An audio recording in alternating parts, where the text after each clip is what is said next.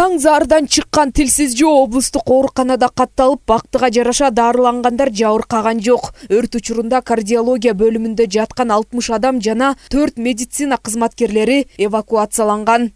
7-8 9 палатаны экинчи хирургияга экинчи этажга түшүрүшүптүр. Калган больнойдун баары эвакуацияланып, лор отделениясына жана хирургия бөлүмүнүн экинчи этажына түшүрүлүптүр. Так, 6:46-га мага медсестра чалды дежурный. Мен сразу завхозго чалдым.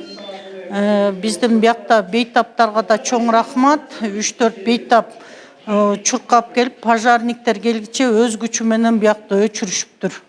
Тилсиз Жоо ооруканада таңкы саат 6:58-де чыгып, 7:40-тарда толугу менен өчүрүлгөн. Жалын электр приборлору жайгашкан жердеги зымдардан чыккан. Өрттү бейтаптар өздөрү өчүргөн.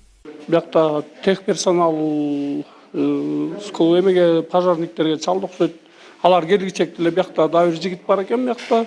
Ал суу чачып, мен бияктан агылышчыл алып, аны менен бир сыра өчүрдүк. Өрт өчкөндөн кийин ошо чыктык. Бирок өз убагында бул уюшкандыкта эме болду окшойт. Бир да бейтап жабыр тарткан жок. Баарын өз убагында эвакуация кылышты кыздар. Бияк санитарга медсестралардын баары чуркап. Пожарныйлар келгиче уже бейтаптар өздөрү биригип ошону өчүрүшүптүр.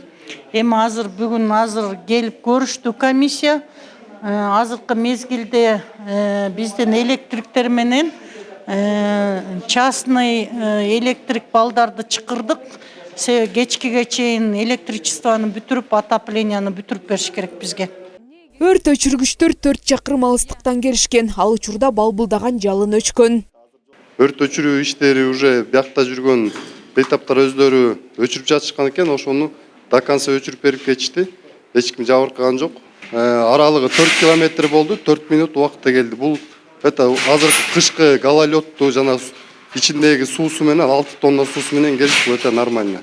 Болжол менен кардиология бөлүмүнүн кире бериши шывы 12 чарчы метр жер күйгөн. Учурда өрттүн келип чыгуу себептери жана материалдык чыгымдары такталууда.